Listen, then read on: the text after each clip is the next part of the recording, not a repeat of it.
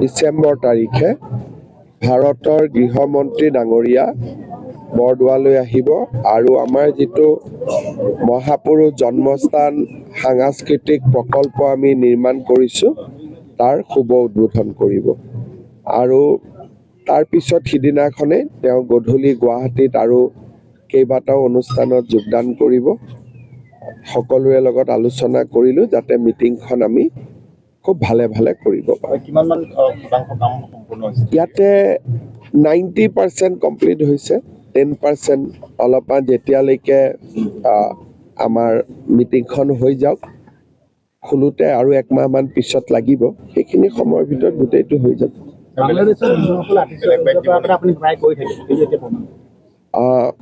আমি সকলোৱে দেখা পাইছোঁ যে বাংলাদেশত হিন্দুসকলৰ ওপৰত অত্যাচাৰ, জীৱন্তে অগ্নিত নিক্ষেপ আৰু বাৰে বাৰে বাংলাদেশে উত্তৰ পূৰ্বাঞ্চলক নিজৰ অধীনলৈ লৈ যোৱাৰ বাবে তেওঁলোকৰ নেতাসকলে বা নতুন যিসকলে বৰ্তমান শাসনত আছে তেওঁলোকে বাৰে বাৰে উল্লেখ কৰি আছে।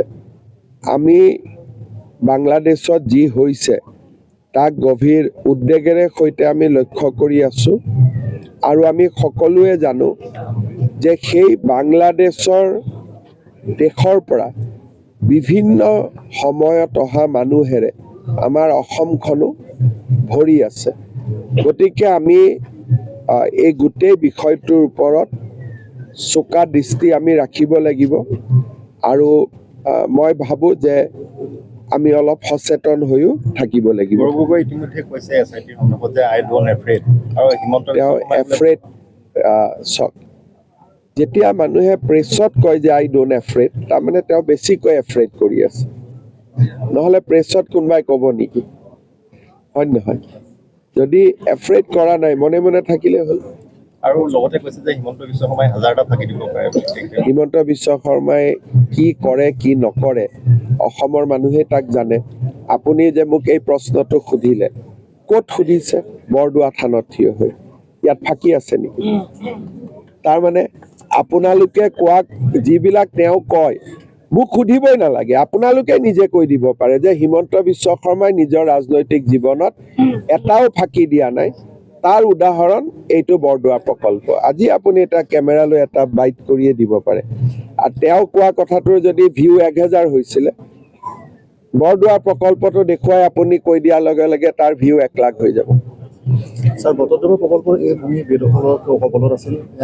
বিজেপি নেতৃত্বাধীন চৰকাৰ শাসনলৈ অহাৰ পিছতে বেদখল। আজি বৰদোৱা থানৰ চাৰিওফালে আমাৰ বেদখল আছিল, বেদখল উচ্ছেদ হৈছে আৰু কিছু কৰিবলগীয়া কাম বাকী আছে আৰু আমি পৰ্যায়ক্ৰমে কৰি গৈ থাকিম।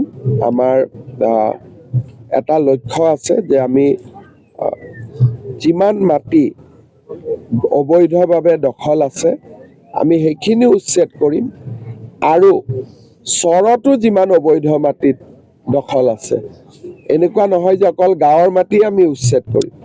এটা সময়ত চৰতো যি অবৈধ বেদখল আছে তাতো আমি উচ্ছেদ কৰিম। ৰামপুৰ সত্ৰ মহাপুৰুষ শ্ৰীমন্ত শংকৰদেৱৰ অহাশালী আছিল। মই যিমান দূৰ পাৰোঁ কৰি আছোঁ আৰু আপোনালোকৰ বিশেষ যদি কিবা অনুৰোধ থাকে যে ইয়াতো কৰিব লাগে, ডিচিক ক'লে হ'ল, ডিচিয়ে কৰি ল'ব। হ'ব, ধন্যবাদ।